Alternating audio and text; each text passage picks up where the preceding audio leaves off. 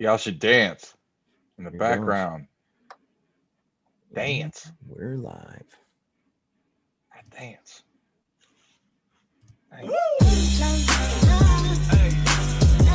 Y'all should dance. Background. Dance. All right. Welcome to paraglidingtalk.com. I'm your host, Robert Michaels. Glad that you're here. We are fired up tonight. We have a great episode.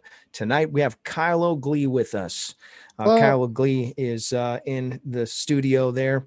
He's got a green screen with the background's always the pharmacy, just because that's where his heart is at.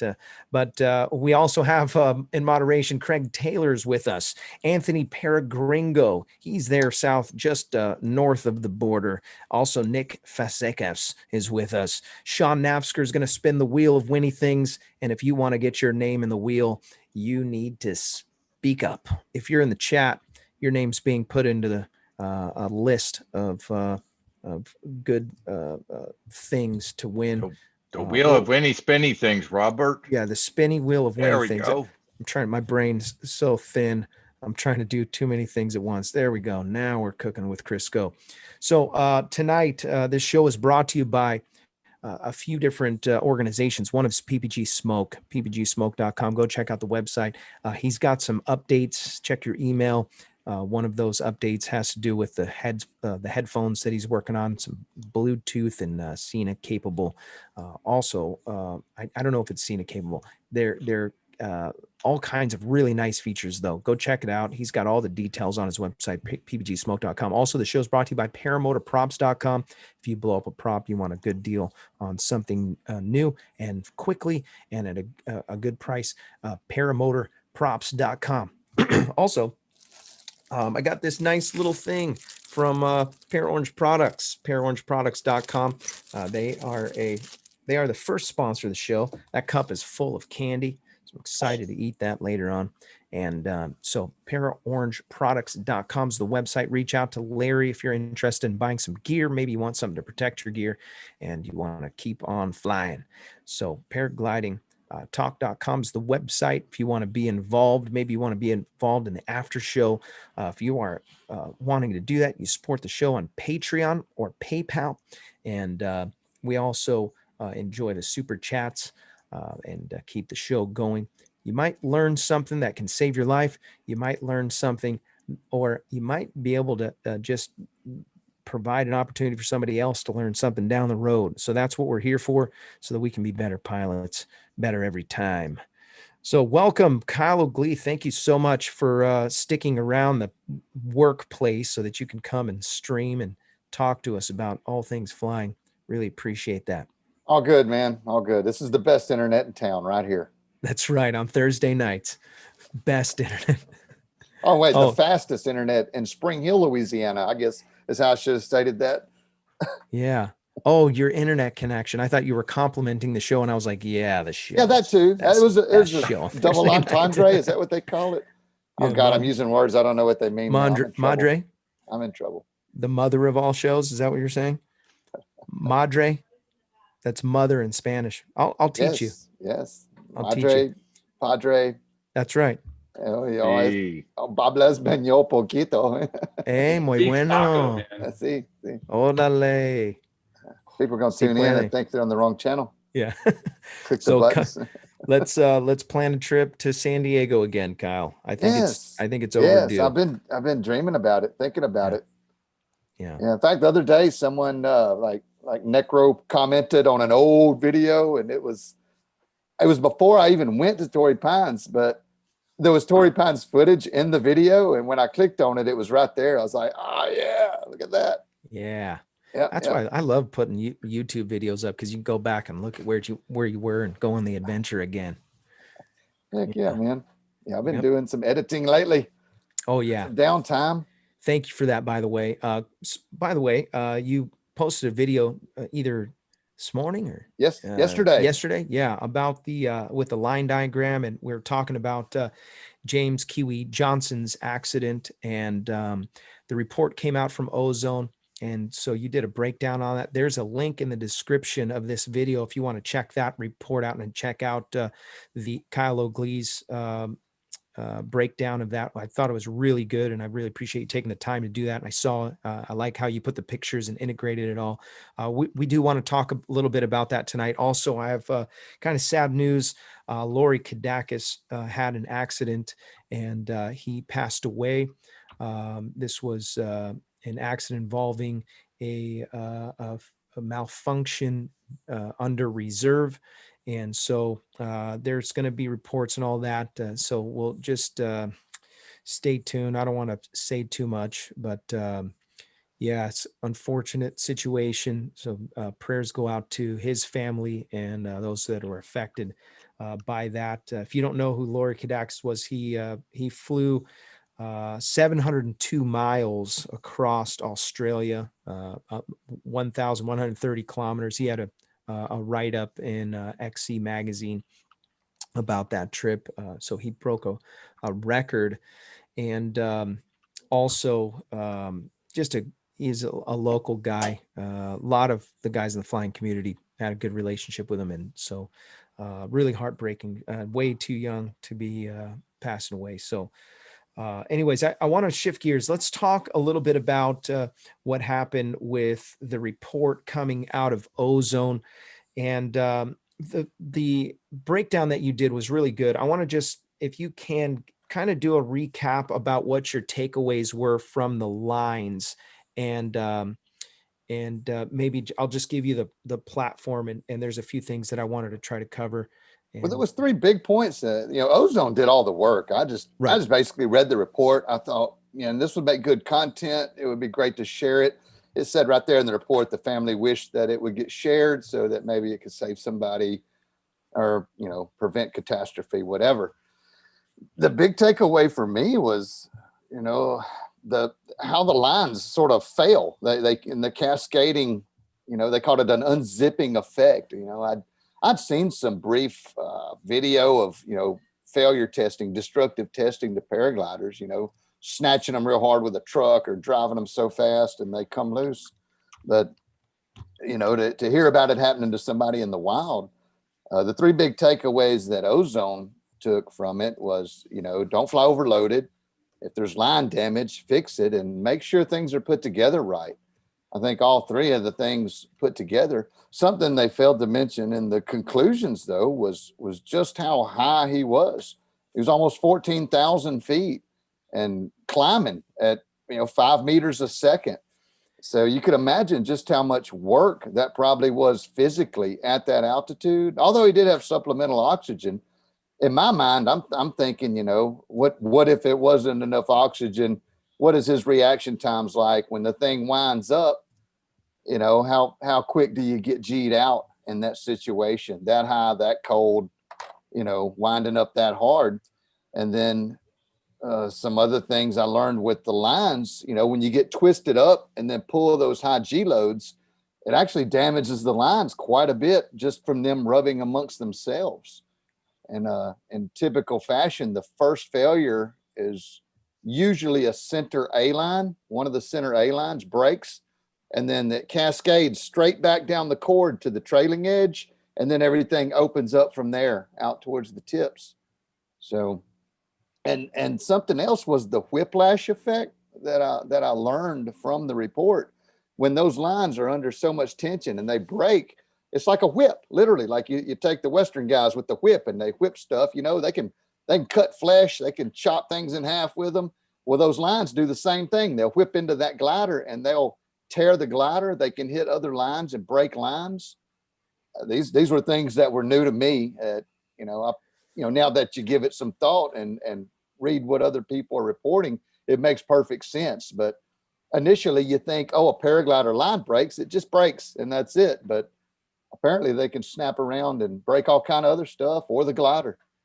And yeah, that was interesting when you started to talk about the condition of the canopy, and you were showing some of the pictures of the tears. Those were stress tears, and some of those they were thinking possibly was from the desert floor.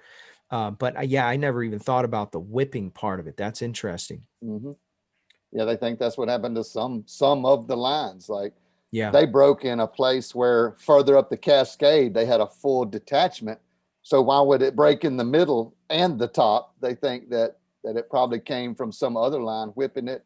And again, it was in the desert for almost a month, blowing around out there in the sharp stuff. So, but the sail itself was in good shape. They tested the porosity. I Yeah. was real impressed with just how the investigation took place. I mean, it was very thorough. They considered all the different things.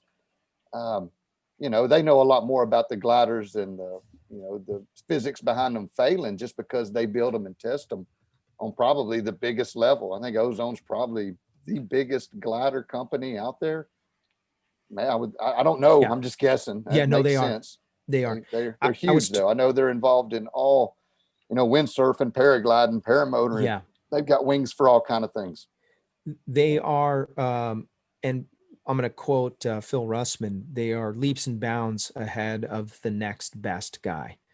Yeah. And this is maybe not good for all of the internet. And if Ozone is watching, maybe not Yeah. great, but But they, hey, there's good they- gliders from lots of different companies. Yeah, Ozone just happens to be one of the biggest companies. yeah, Doesn't what mean that everything they make is the best or anything like that, but yeah, certainly the technology bleeds down into other gliders and other companies. And I see a lot of good stuff from a lot of places these days, and some stuff not so good. So, yeah. it's some just like stuff is- cars or people or anything else you talk about is good and bad and ugly. Yeah, I will say this: it's much better than it was in 1992. Yeah. There's some Yeah. crazy gliders back Yeah, in it was. '92. It is. The I think one of the big good decisions that Ozone made was they hired some of the very best guys who were designers, and they just took them from these other companies, from what I understand, and they offered them great pay, and they said, "Come work for us, and let's build something great," and they did. And so Ozone has a great name. I fly an Ozone. I really like it, and I actually I'm getting another one. So Yeah. What drew me to the story in the first place was I fly the exact glider right, that Kiwi flew. Same color, Yeah. same size, same everything. yeah, Even loaded the same too. So that's, yep, I'm perpetually flying my stuff overloaded. But, right. I mean, I guess if it twists up, I'll be watching for, the unzipping effect. It ain't Right. often I'm climbing at 5 meters a second at 14,000 feet either. Yeah, yeah. So, that was, Yeah. I mean, just having a huge event like that on any wing could be something. So Is think something, I'm about sure. the sheer um, speed that you're going up at 2,000 feet per minute. You're going 35 miles an hour. Oh, that's Wrap your your mind vertical around that. speed. Yeah. Wrap your mind around that. That's an it. So he was dealing with those kind of conditions. I mean, what happens when you fall out of something like that, and then, or what happens when you go back into it? What if there's sharp edges and all? I mean, my word. Yeah. Again, that's probably one of the contributing factors. It blew him out the side, twisted him up. They think maybe he was stalled or backfly for 100 meters or so, and then all of a sudden it wound up into a spiral or a sat type. All they could look at was the GPS track. They don't know what Right. happened. They're just looking at the evidence and saying it could be this or this based on the evidence. The track log. They seen there was a turn in it. They seen it leveled out at a very, very slow ground speed for maybe 100 meters. And then it went into this downward spiral. I think 12 meters per second was how fast he was going down when the lines failed. So, 12 meters per second, that's 4,000 feet a minute. That is wound up, son. That's wound. cooking. So you can imagine the stress on the lines. If there Yeah. was, a glider in optimal condition wound up like that, it might fail. That's what they were saying. The biggest gliders with the biggest pilots tend to have less of a margin than the same loading on a smaller glider. So that was They're interesting as tested well. Something at else I learned from that. 8G. Mhm. They're tested at under the pressure of 8Gs. That's insanity. I know. The And that's with fact a that it can- pristine glider fresh out of the box, zero Right. damage. Right. He had been flying this thing for years. He had relined it incorrectly, as it turned out. All his lines were tied on almost in the wrong way. It caused maybe a 20 to 30% loss in strength, just the way he had them onto the tabs. He had a lark's foot, I believe is what they called the knot that he had on there, just a loop around itself, instead of, you know, interlocking with the tab the way that somebody made a comment like, why don't you show a picture of the way it's supposed to be? And I was kind of thinking, why don't you just look at your glider? And that's what it's supposed to look like, is how they put them on at the factory. Yeah. Yeah, that's a very good point. If you're going to take the changing out of your risers into your own hands, best consult a professional before you do it at the very minimum. I can't stress it enough.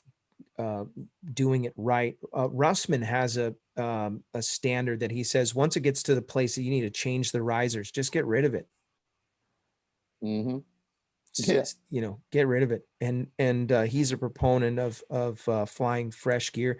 I had this thought: you can buy used gliders and fly the remaining life of the glider, or the bad half, or you can buy the glider brand new, fly the good half, and sell the bad half. And I wouldn't say that there's a wrong answer, but I like the idea of having a brand new one if you can do it.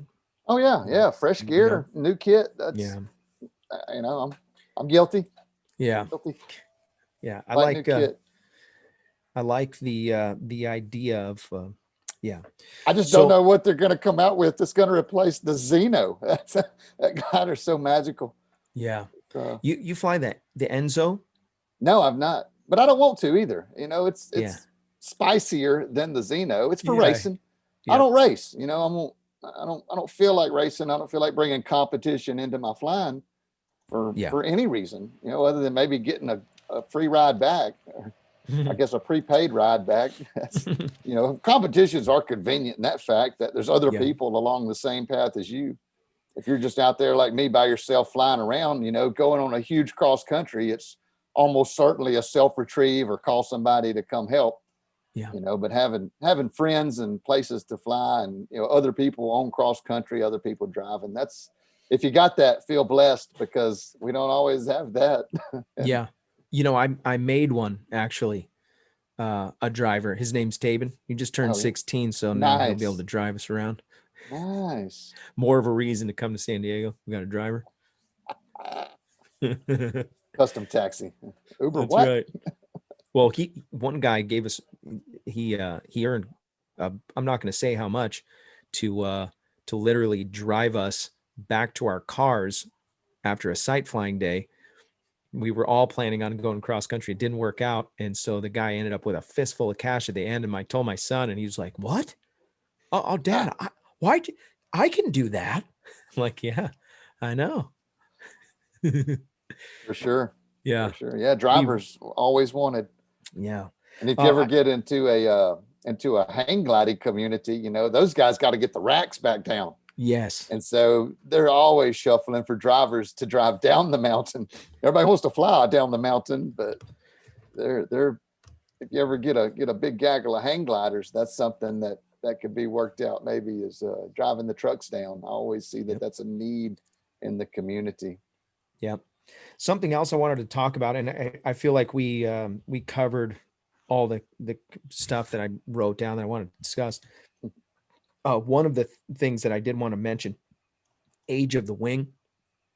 They're not sure exactly how old the wing was, as far as how many hours that were on it. But they did have, obviously, the birth date of the wing. He did change the risers. The lines were connected improperly, losing, like you said, that 30% value. Also, something else to consider was the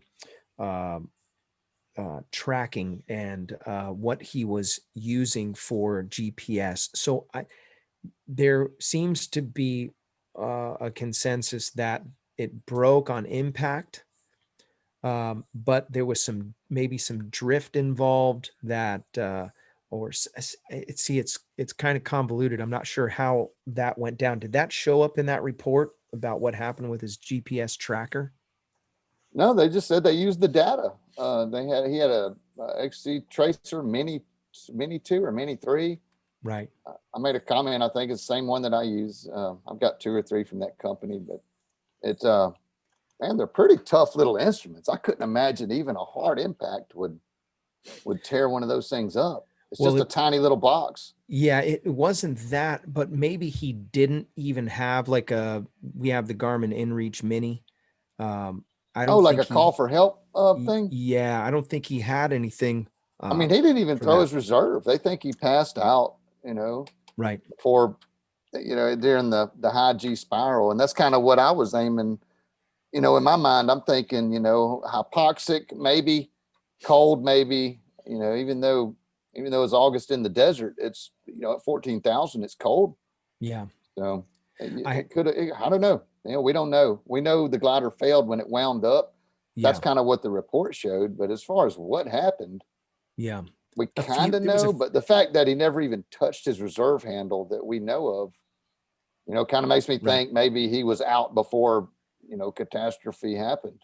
Right. Maybe the reason catastrophe happened, maybe he went out. I don't know. It's one of those Yeah. things that, I you know, I it just could can't just be that he stress. fell out, passed out, got hypoxic, whatever, you know, bumped out of the thermal, took a twist, wound up, and just all the way down.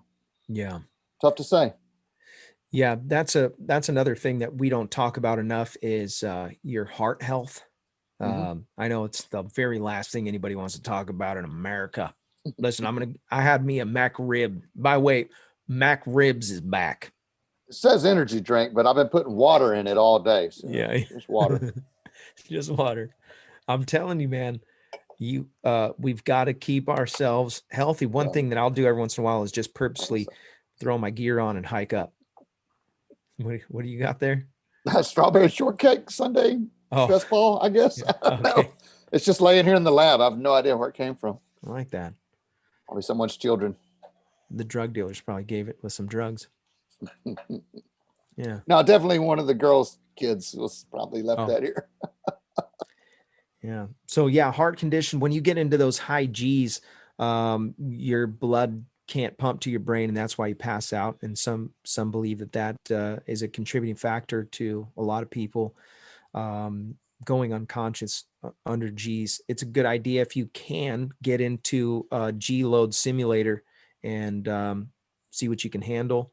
I know Max Marion did one in Europe. You can, some people are making their own, but if you're going to be free flying, it's a good idea to see what you can tolerate and go just do a quick YouTube search and see what it looks like and what people are doing for that. But I think a heart thing is a good idea. Something else I was going to mention is you have no idea really how far you might be hiking. I've done a couple cross country flights now where I landed out, and I've been very fortunate to only have to hike for maybe the most was like an hour and a half. And I flew to the base of Granite Mountain in Laguna, and I ended up it's in the middle of the desert. You can go watch the video. It's an old one, oldie but goodie. When you're looking from a few thousand feet and look down, it's like, that's nothing. That's not a far walk. But when you land, you realize, oh wait, that was like 4 miles, 5 miles, and you're bushwhacking. Consider that. So get a GPS. Maybe ask for that for Christmas this year. Garmin InReach Mini is what I use. I wish they were a sponsor of the show, but yeah, Garmin InReach. So maybe let's talk about communication before flying. How much communicating are you doing, especially if you're flying with a group? I think that was a contributing factor to how long it took to get a hold of Kiwi after it was all said and done. Yeah, And, I don't know moderators, what, you can I chime mean, in they're too. doing big cross country in the desert. I don't know how big of a group he was with. I really don't know many of the details outside of that report and Yeah. the fact that they were looking for him in that area. Yeah. But when we fly, we typically all have radios back at our home site here in Oklahoma. We all have radios. We basically are got a plan, go downwind. I mean, where we fly is kind of you got some certain options you have to take. Most of the mountain ranges are covered in trees. So you have to, once you get up enough to go over the back, there's basically only one valley over the back there. And if you want to go past that, then there's the next valley. You got to get high enough to get over that. So, just going downwind, if that's the plan for the day. If it's a day where you can go back and forth, that's another thing. Again, if somebody's going cross country, just a little pre-flight briefing about which direction, where, and how goes a long way as far as where you're looking for somebody. But the place I fly versus the expanse of the northern Nevada desert, I mean, that's night and day. We got these little patches of valley to fly around, but man, I drove across that place on the way home right about the time they were flying there. It's vast. I remember you said that. Desert. It's mind bending just how much. I don't know. I mean, I guess there's that much land everywhere, but when we got trees in the way and you can't see, but 50 yards to the trees, it doesn't seem so massive. Of course, flying gives you a different perspective, but even flying versus driving, the dry air out there, you can see so much further that it just appears bigger, I guess. So I don't know. Yeah. Really good idea to get some kind of a tracking device. Also communicating what you're going to do. Like we flew recently, Gringo set it up so that somebody would loan me their paramotor and we had a little flying day. And before we launched, we kind of bounced the idea around, hey, what are we going to do? Where do you want to go? And then so we had a vague plan of what we're going to do. And when I talked to the guy, David Northup, he's the one that loaned me his son's motor and wing. Thanks for that, by the way, Dave, if you're watching. He got on the radio just before we left. We did a radio check, and then also he turned his GPS on, and he said he always pings his wife using the GPS to say, hey, launching or landed safely and coming home or whatever. Mm-hmm. So I got an inReach. I carry an inReach with me. I've never had to use it. I've tested it a time or two, again, with the safe message, like, hey, I'm okay, landed okay, landed hurt. You can pre-program the messages. I think mine, it's been a couple years, something like landed hurt, don't need help, landed injured, send help. Then there's the whole SOS, bringing the cavalry button. Right. So, those are nice if you're, again, in a mountain place, no reception, but you got a open shot to the sky. Then there's that. I had a thought about something. We had a few years back, a guy got tangled in the power lines. And I thought about this, and I figure I'll mention it now, and then we'll shift gears here and do some giveaway stuff. But if you're flying at a site constantly that has a certain set of power lines nearby, I thought, and I haven't done it yet, but I just thought it would be a good idea to find out what the power company calls that string of lines, or however we could figure out exactly. The poles are numbered. Oh, okay. So if we said drive over there and see which poles or which numbers, and they're sequentially numbered. If it's something that you're doing over and over and over again, and eventually somebody's like that string, you remember that string of lines that goes across the face of El Cap? Yeah. Yeah. So I figured we could find out what that little string of lines is, and then say, okay, if worst case scenario happened, we could call and say, hey, turn the power off as soon as you can. Because I noticed that one dude got fried pretty bad because they couldn't figure out how to turn that off. It took them a long time. And I mean, obviously there's the worst case scenario where you short it out and that turns it off by itself. But I just have ideas. One of the other things that we did is we said, hey, what do you think about giving the fire department our ham radio frequency that we're flying on, so that if somebody does have a unexpected landing, they don't send out a helicopter, because that happened to us twice. And so we talked to one of the fire captains and made that happen. Another idea. Yeah. And just a Google pin drop is a pretty amazing tool. Yeah. We use that more than anything else, is just send in a pin drop with a text message. And then, so many useful tools we've got at our disposal these days. Yeah. There's no reason to not have at least a few of them on hand. Yeah. I keep an inReach, a cell phone, and a radio all on my flight deck. We can do every time I free fly. When I motor, usually just a cell phone. I mean, unless I'm going out and about somewhere deep, I might carry the inReach with me. Yeah. Oh my gosh, did you hear about what happened maybe a month ago with the fog and me? Oh no. I got yeah, Okay, man. hold on. Don't share that story yet. Okay. We'll save that for after the spin. That sounds like a good one. Oh, it's ridiculous. Yeah. Jim Furman donated $25 to the super chat for the Paramotor Fund. Merry Christmas, Robert. Thank you, Jim Furman. I really appreciate that. I'm really close. I'm at that 4K mark since the last episode. So we're getting really close. Thank you so much for everybody who's contributing to the Motor Fund. I'm getting one. It's gonna happen. I can feel it. Yeah. I'm excited, man. Especially after that last flight with the Peregringo. Oh man. I got jumped into the gang, by the way. Nice. I'm an ugly raptor now. He's been beaten down. Yeah.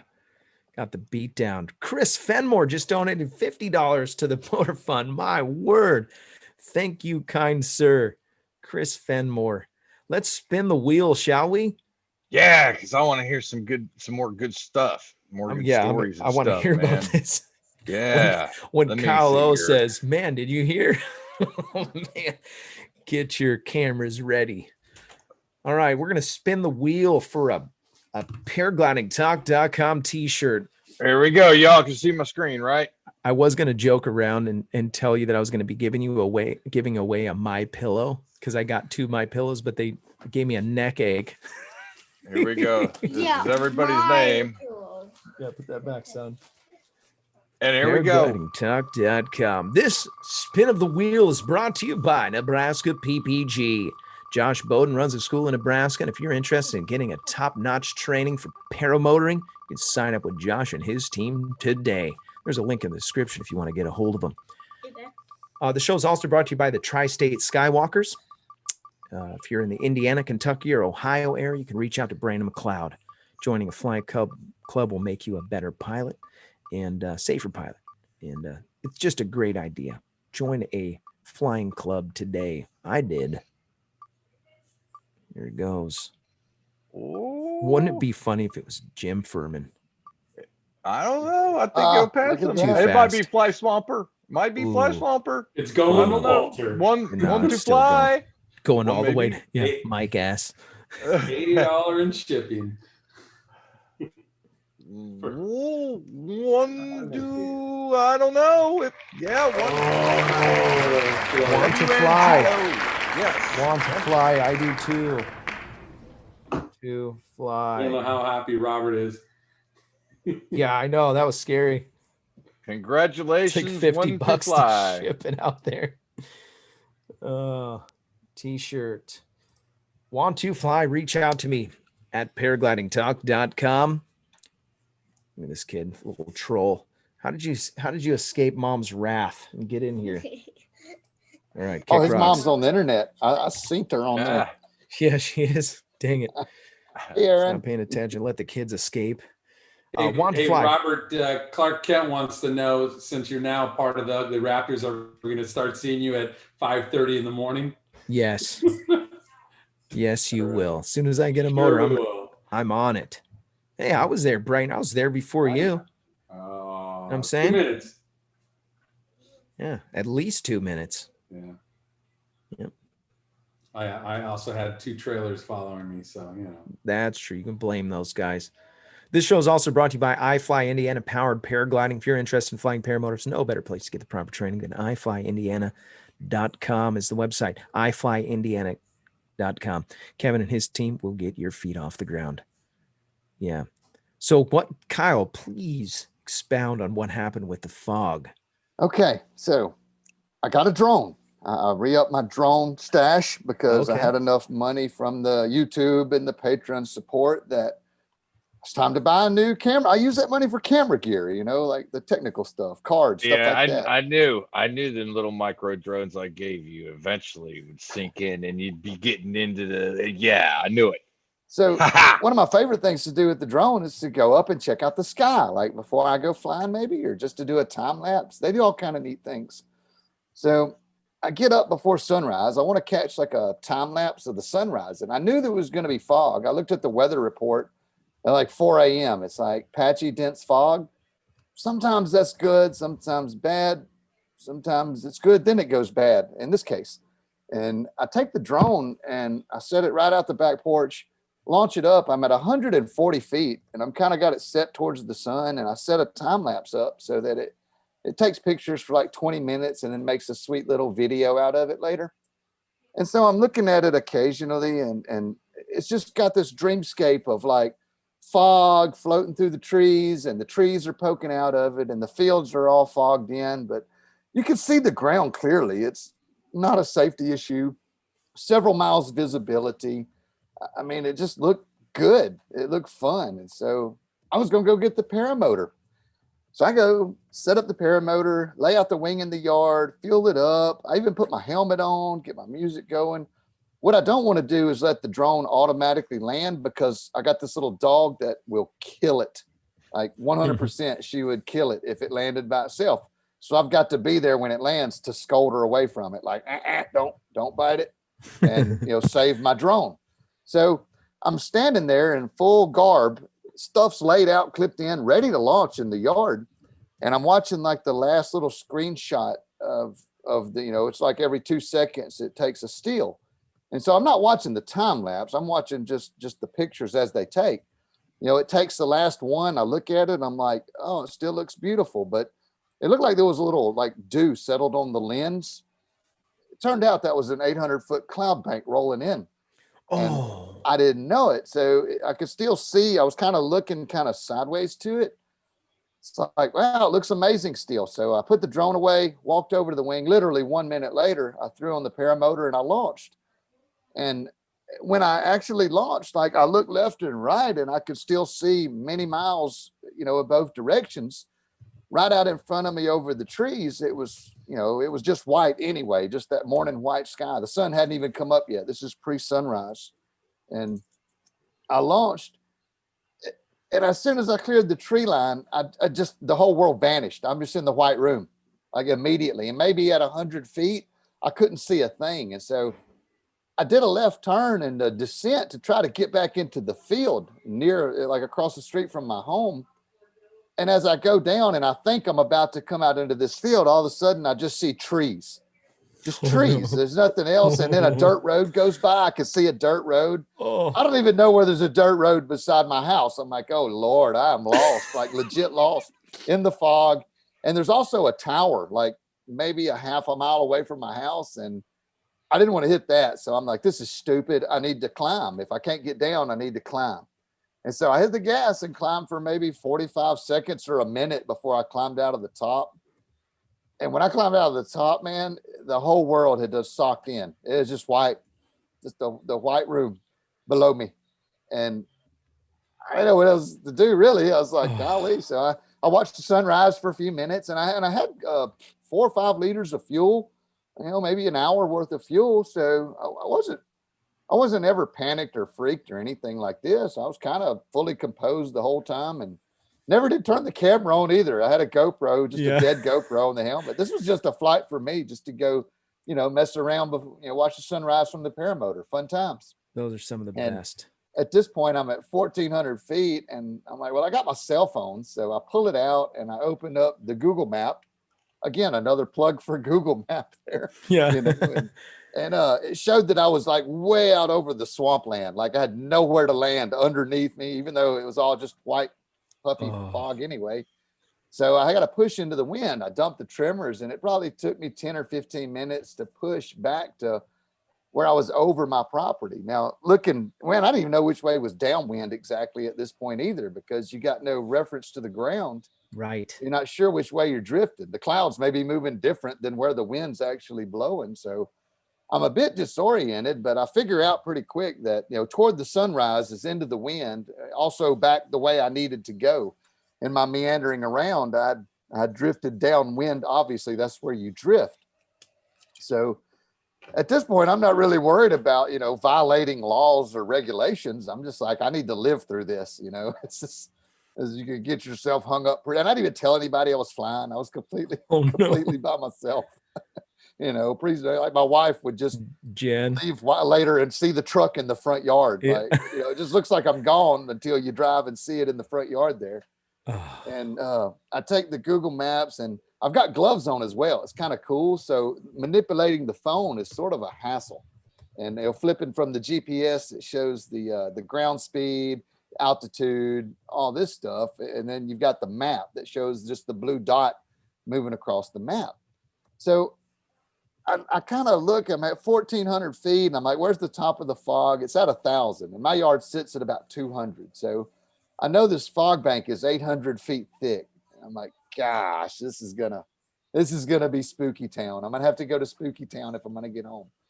And looking downwind, there was really no options. Like I couldn't make out any features looking downwind either. It had just closed in. I don't know if it, from what the drone 1 minute before to what I was seeing, just totally different world, completely caught me by surprise and a huge change. And so I calculate like my end of the wind, my glide slope. I do some quick math, and I've got a really good field near my house that's east-west, which was into the wind, and there's no obstructions in it. So I kind of set up a glide into that property, and I go into the clouds, and I'm just watching the dot on the phone at this point, and I can't really switch back and forth to see my altitude. So I kind of got a good idea that, where I'm at over the field. And so there's a tree line at the back of the field. I don't want to hit the tree line.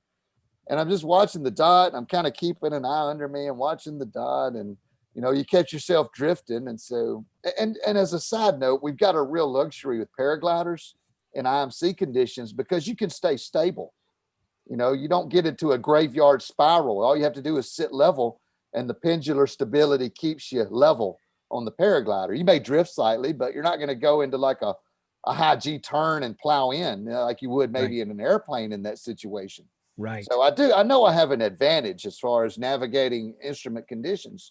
Yeah. And I've also flown in instrument conditions for many hours in airplanes. So that was a good thing. Under the hood. Yeah. Well, and actual. I've got some actual too.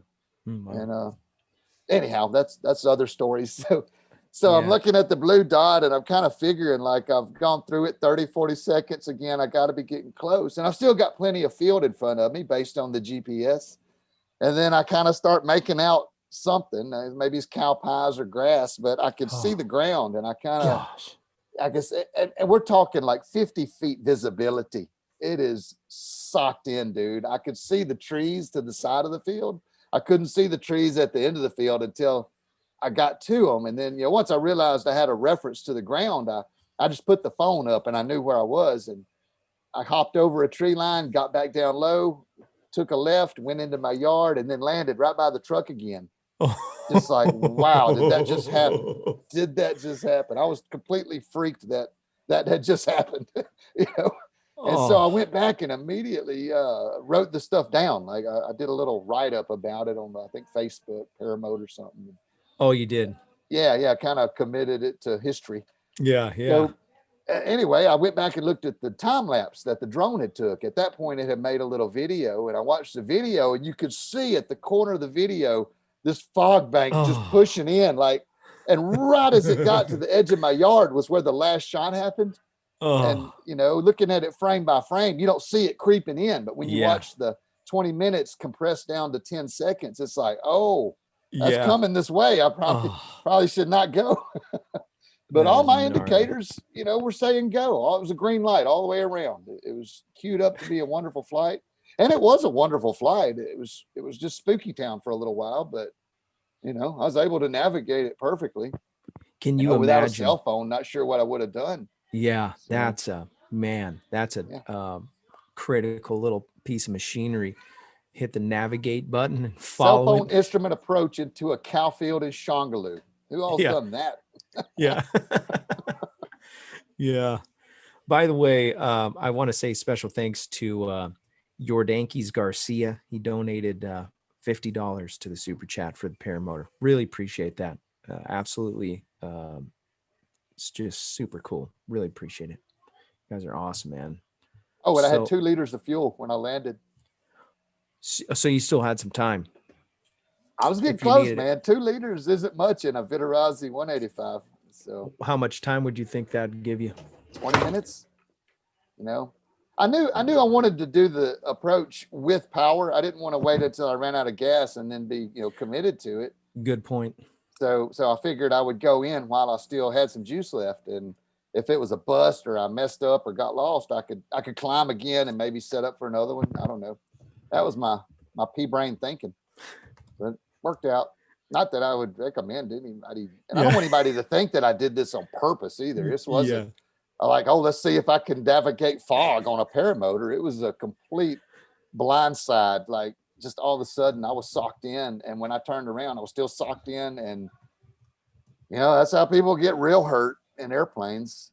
But again, I immediately had a good vibe that I was on a paramotor in the situation. That was nice because you got this stability where you can hold level quite easily. All you have to do is not do anything, and you'll be relatively level. So, oh man, did you literally hit navigate, or you were just following the map? No, I just opened the map, zoomed into the field, like where I could see the dot moving across the earth. And I figured, based on my 800-foot descent that I had to make, probably was going to take me a minute to get down. And I was about right. How'd that paramotor party turn out? It was Scott great. in the chat just mentioned it. I forgot about it. It was great. We ate so much good food. Jennifer got me this pellet smoker for my birthday. Oh, okay. I need to know you about that. just turn the knob and it does all the work, man. Put some chips in it, turn the knob, and then go para party or fly or do whatever you want to do. And when you come back, it's just how you set it, and everything is, crisper, delicious, and creamy. Smoked or whatever. You can set it low, you can set it high. We cooked boudin and ribs, pork loin, bacon wrapped everything. Yeah, I'm so hungry right now. I'm sorry. I gotta try that boudin. Oh yeah.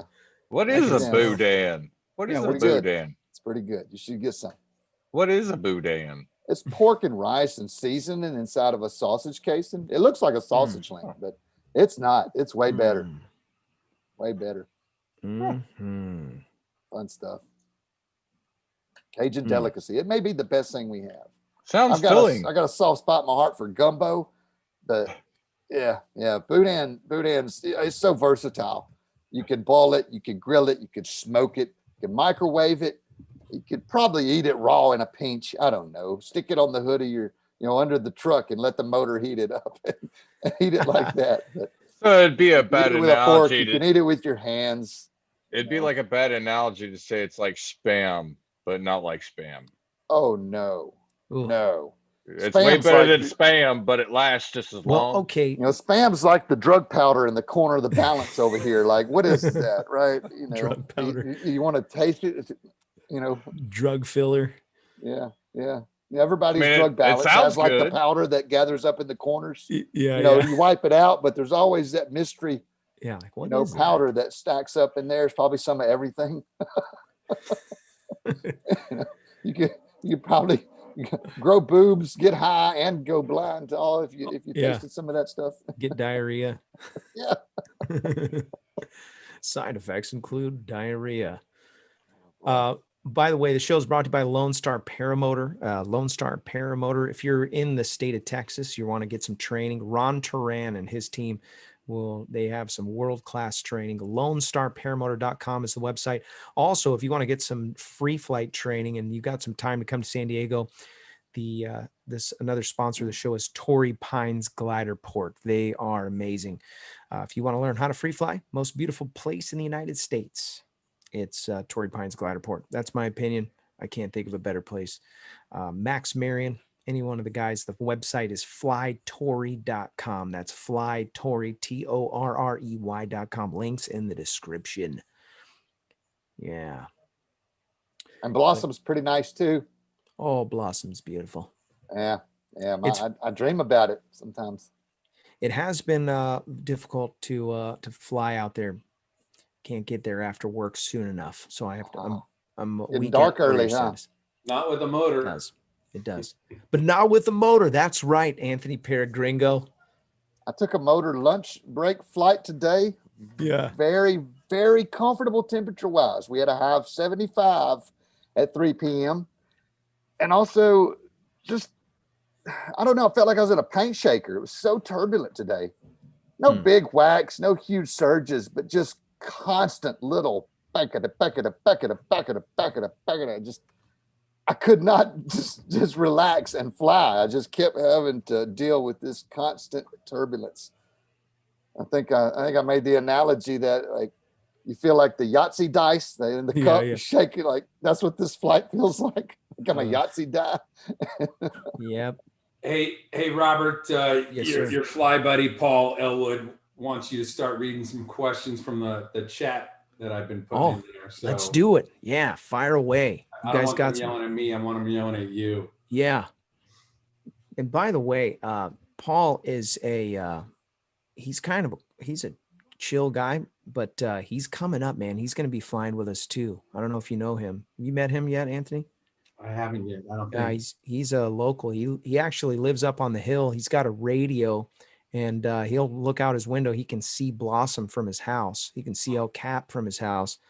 And every once in a while, he'll let me know if something's going on. He'll be like, "Hey, I just heard some guys talking You got a about." spare room in that house?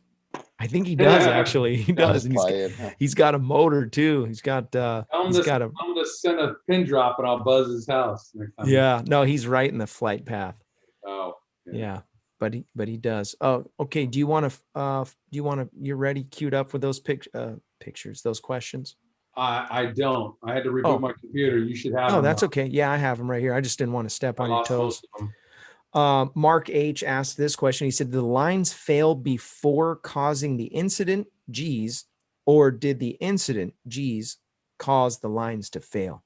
I think it's the latter. That's my opinion. But Kyle, what's your thoughts on that? Ultimately, it was the sustained high G loading, along with the damage, along with the incorrect attachments that caused the failure.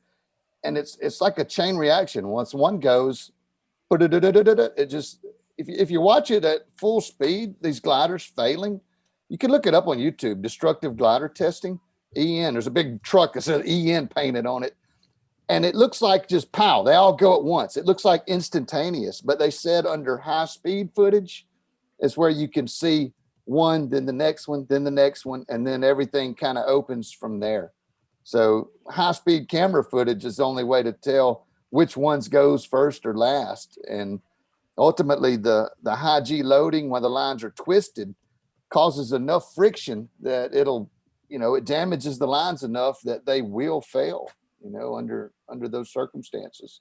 It also suggested that if you in a high G twisted situation and come out of it okay, to replace your lines, that they're probably damaged enough that they would need replacement.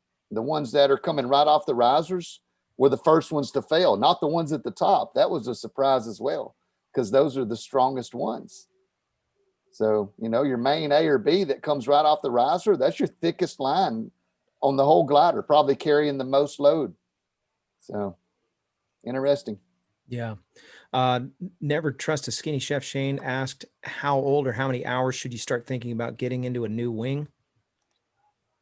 I mean, that would depend on what you're doing with it, how you're flying it. The weather's been damaged. I've got gliders I've been flying for years, still work just fine. Probably tear up tomorrow, but no, it's like where do you fly? I'm flying off of soft grass. Robert's out there, Blossom in the desert, in the sharp rocks in the dirt. So there's the same amount of hours in each environment is going to cause vastly different amounts of wear to the wing. Has anybody been stepping on it? Is it, just so many little variables, variables. I will Sometimes say this, they all add up to the perfect storm. And Blossom dirt is like the sprinkle that you put on a good meal. Yeah. It makes your wing last longer, actually. It makes it tan. Yep. Turns it tan color, and it makes it fly better. Yeah. Magic dust. Yeah, it's magical. Blossom dust. I should actually, you know what? I might do that. Positioning on that, Robert. How did that go? There you go. Yeah. That's the signal. That's the signal. You know, I'm thinking I might bag up some Blossom dirt and glitter. We'll spin the wheel and give away some Blossom dust. Make it like a glitter, yeah, glitter thing where to go and glitter. Yeah. That's cool. Hey, one of the coolest gifts I ever received totally outside of paragliding was one of my friends was stationed in Japan, went out to Iwo Jima and scooped up some of the volcanic sand off the beach, Oh, sent it nice. home to me in a bottle with a cork in it. Like, here's some Iwo Jima volcanic pretty- sand. It was like little black rocks. That's pretty cool, actually. Yeah. I like that. So I would say, Shane, it is going to depend. My answer is right around 250 hours is when I start thinking about it and get something else. And by the way, this is a reminder, start a logbook.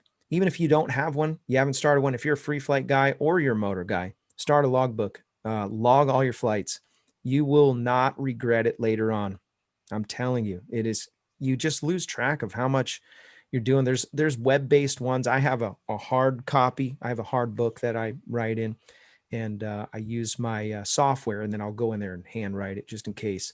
And so I know how many hours I have as a pilot, and then I also know how long I have on my wing. There was another question from Kevin Collins.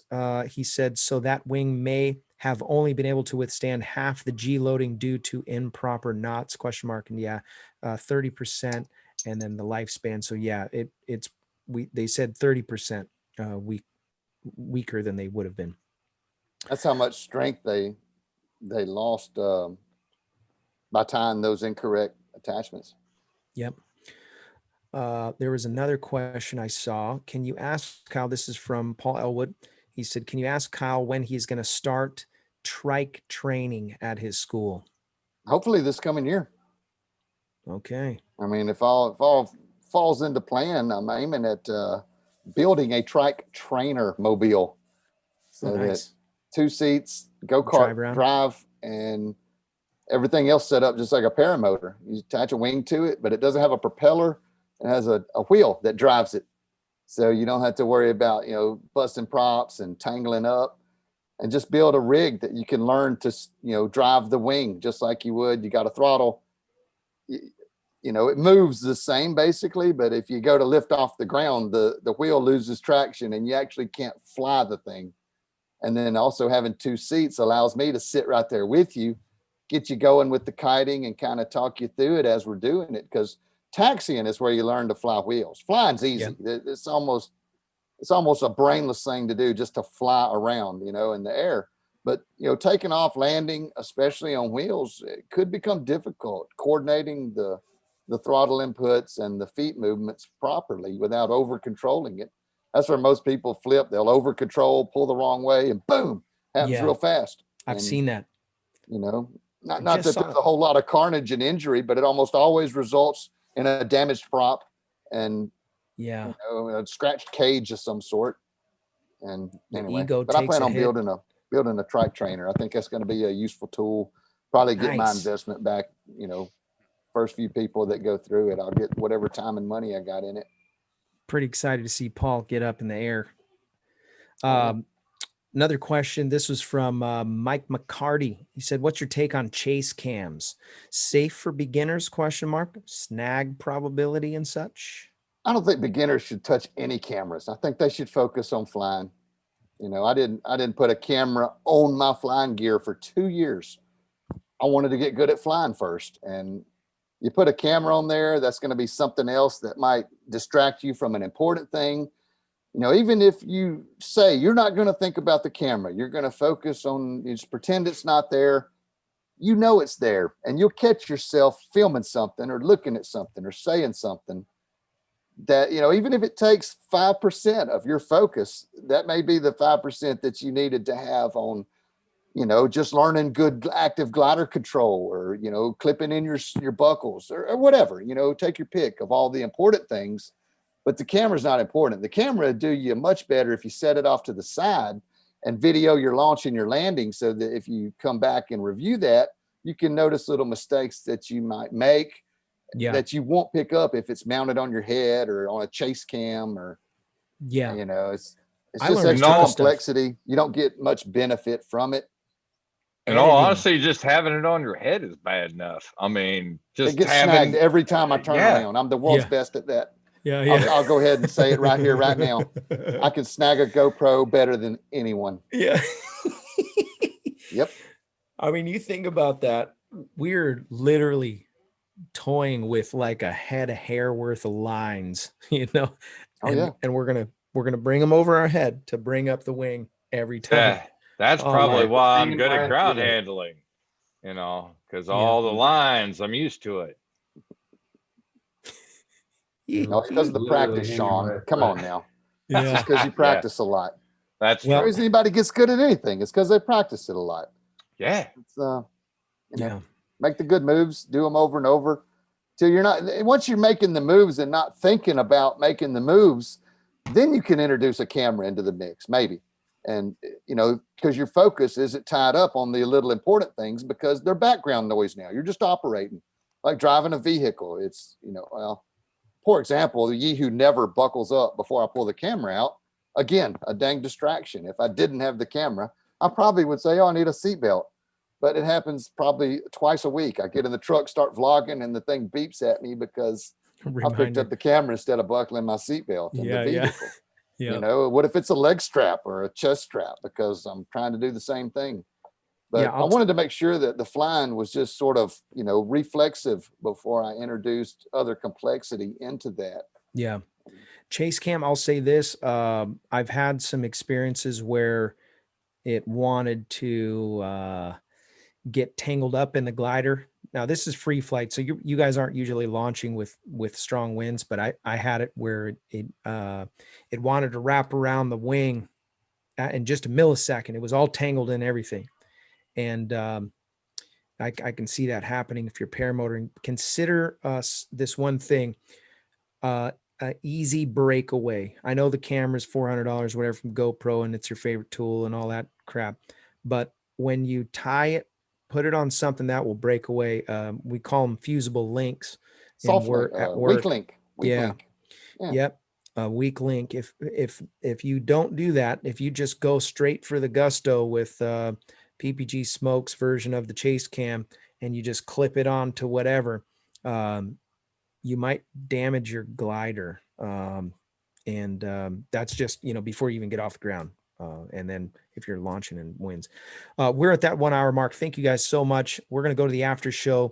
You guys are absolutely amazing. The chat, all your comments, we have 101 people watching right now. So I'm just ecstatic with the way that the show's been growing, and so glad that you guys are here every Thursday night. Stay tuned next week. We're likely going to be talking about airspace. So I talked to Yankee. Well, hopefully he'll be ready for next week. But Yankee and I are going to do a little thing talking about airspace. So stay tuned for that. I want to say thank you to Resurgence PPG for everything that they do. If you're interested in supporting our men and women of uniform, you can make a tax-deductible donation to Resurgence PPG. The website is resurgenceppg.com. And so by donating, you're going to sponsor those who have put their lives on the line for your freedom and mine. So reach out to Todd Scandrett at resurgenceppg.com. Is there anything else I missed, guys? All right. Thank you so much. Really appreciate the moderation team. Anthony Peregringo, Sean Napsker, Craig Taylor, Nick Fasekas. We're going to go to the after show. If you want to join, put your email in the description. The guys will mask that, and we'll send you an invite if you're if you are a Patreon supporter, or you are a supporter on the Super Chat, or on PayPal. You can join the after show. Come and hang out with us for just a little while. We don't want to hold Thanks for having me. Kyle hostage. Thanks for being on, man. You are one of my favorite guests. Thank you so much. Cool, We're going to go after show. If I don't see you on the air, I'll see you in there. So thanks for watching.